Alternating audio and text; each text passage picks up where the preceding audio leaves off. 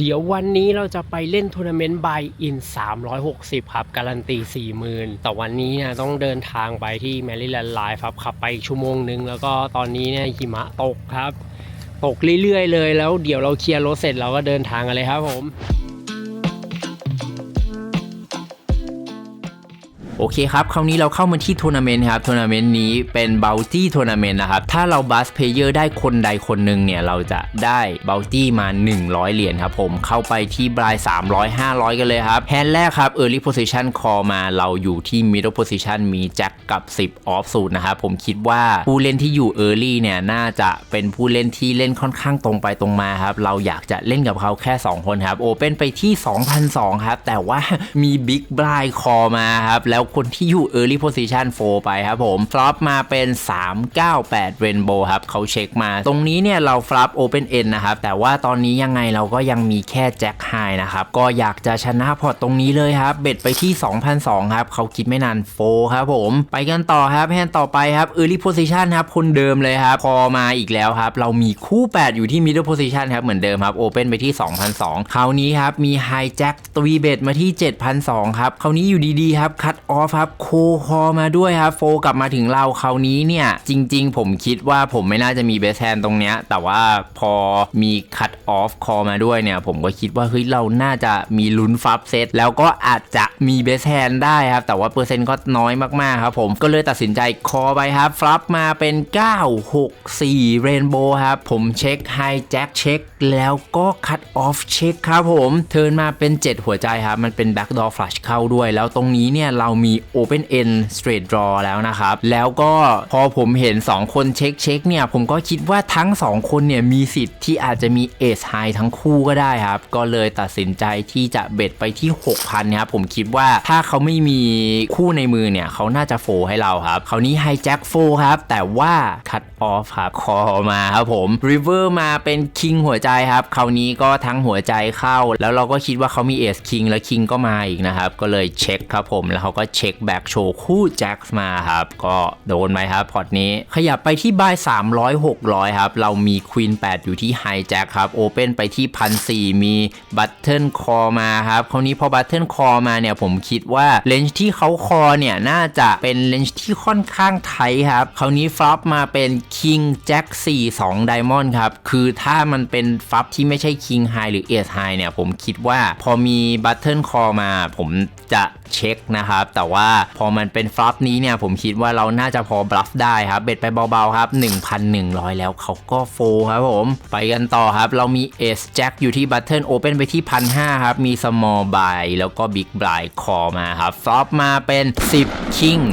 ควีนเรนโบว์ครับเราฟับนัดตรงนี้ครับผมเช็คมาถึงเราครับเบ็ดไปเบาๆครับ 1,500 ครับผมมี small blind call มาคนเดียวครับเทิร์นมาเป็น4ครับครับคราวนี้เขาเช็คอีกตรงนี้เนี่ยเราอยากจะบิวพอร์ตให้มันใหญ่ที่สุดนะครับตรงนี้เราหวังว่าเขาจะมี king jack queen jack อะไรที่มันเป็นคู่แล้วก็ straight draw ซึ่งเขาจะคอเบ็ดของเราตรงนี้มาได้นะครับก็เลยไซส์ซับขึ้นไปครับเบ็ดไปที่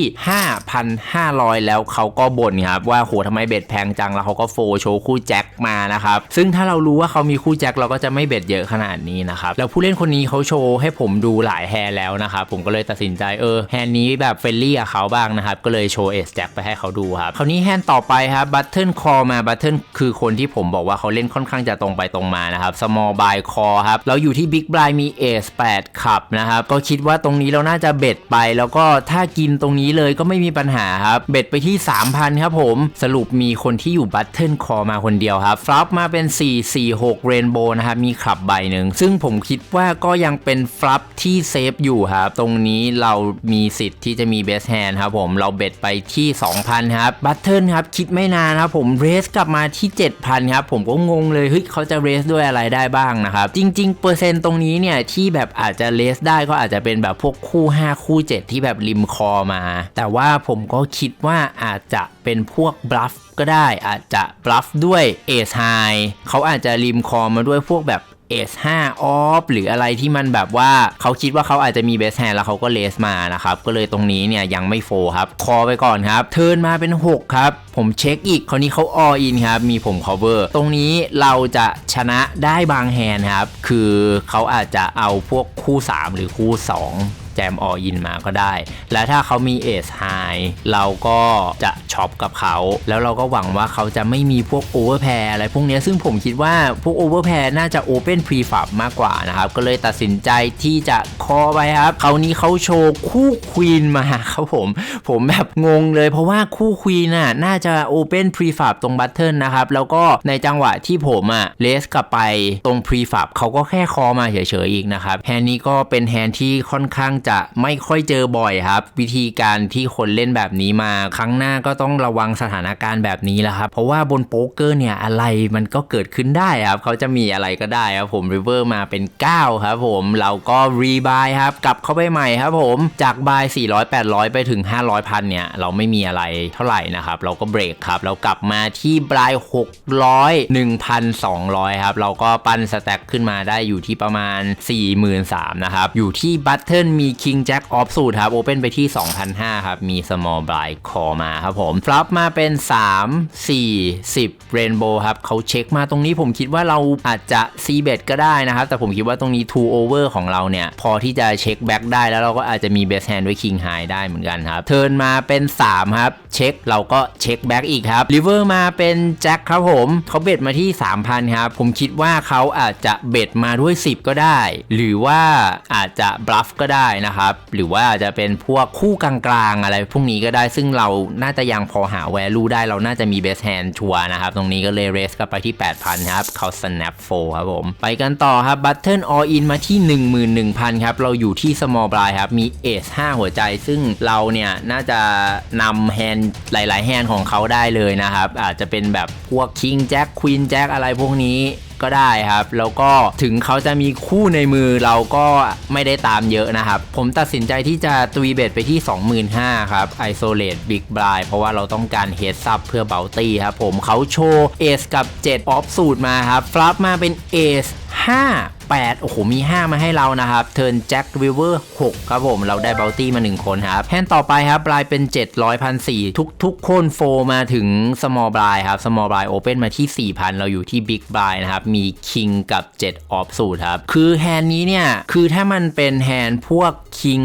3คิง4 off อะไรพวกเนี้ยผมจะหนักไปทางอยากที่จะตุยเบตมากกว่าแต่ว่าพอมันเป็นคิง7เนี่ยผมก็บางครั้งก็ตุยเบตและบางครั้งผมก็คอเฉยแต่ผมคิดว่าเฮ้ยผู้เล่นคนนี้ผมเล่นในตำแหน่งน่าจะพอที่จะเล่นได้นะครับก็เลยตัดสินใจที่จะคอไปครับฟลัปมาเป็นเอสคิง4-2ไดมอนด์ครับเขาเบตมาที่ 5,000 นะครับก็เป็นไซส์กลางๆซึ่งเรายังโฟไม่ได้ตรงนี้นะครับเลสก็ไม่ได้ด้วยครับก็เลยได้แต่คอไปครับเทิร์นมาเป็น4ไดมอนด์ครับคราวนี้ผมก็คิดว่าถ้าเขาเบตมาอีกทีผมจะยอมแพ้แล้วแหละแต่ว่าเขาว่าเบตมาราคาเดิมครับก็คือ 5,000 ซึ่งผมคิดว่าเฮ้ยมันน่าจะวีกเขาจะเบต 5,000 ด้วยอะไรได้บ้างถ้าเขามีฟลัชเขาก็น่าจะอยากที่จะเบตเข้ามาคือเผื่อผมมีเอสเขาก็น่าจะอยากได้แวลูเพิ่มนะครับผมก็เลยเล่นเพลย์ที่ไม่ควรทำเป็นอย่างยิ่งครับเพราะว่าเราไม่มีไดมอนด์เลยสักใบด้วยครับผมเรสกลับไปที่ 17,000 ครับพอกลับไปถึงเขาก็แทงคิดสักพักหนึ่งครับออินส่วนกลับมาครับผม ตรงนี้เราก็ต้องปาทิ้งครับแล้วก็ทำให้สแต็กของเราเนี่ยมันล่อยหลอลงมาครับอยู่ในสถานการณ์ลำบากอีกแล้วครับจนบรายเนี่ยขยับมาที่ 1,000-2,000 นะครับตอนนี้เรามีสแต็กอยู่แค่ 20,000 กว่านะครับบัตเทิลครับออินมาที่ 21,000 แล้วสมอลบรายที่เป็นคนที่กินเราตายที่แล้วนะครับเขาคอมาครับคราวนี้เราอยู่ที่บิ๊กบรายมีคู่9ครับก็10 กว่าบิ๊กบรายตรงนี้นะครับออินอยู่แล้วครับออินไปแล้วก็ small blind คอมานะครับสรุปว่าบัตเทิลมีเอสคิงครับ small blind มีคิงควีนซูทแล้วก็เรามีคู่9นะครับคราวนี้เข้าไปดูบอร์ดกันครับ Definitely liking the eight. 7-8 good. Ooh, I like the clubs. Just Okay, one so more club, far. please. One more club, please. Real nice. Told you. Liking the eight. ก็เรียบร้อยครับไม่รอดครับเกือบครับผมริเวอร์มาให้เขาแต่ว่าเราเจอทั้งฟัชดรอแล้วก็ทั้งคิงทั้งควีนทั้งเอสนะครับก็รอดยากอยู่แล้วครับคราวนี้เราก็ช็อตสแต็กสุดๆครับผมออินไปด้วยคิง2ไดมอนด์ครับเราก็มี small buy กับ big buy คอมาแล้วบอร์ดมันรันมาเป็น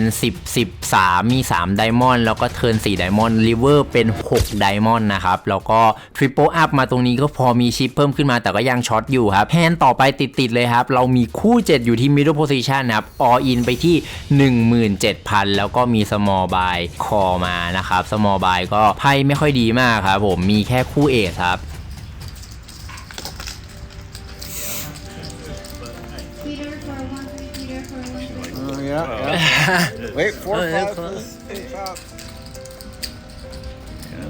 คราวนี้เราก็บัสออกมาจากทัวร์นาเมนต์ครับแล้วทัวร์นาเมนต์หน้าเราค่อยมาแก้ตัวกันใหม่ครับยังไงขอให้ทุกๆคนรันกูดครับผมไปแล้วครับสวัสดีครับ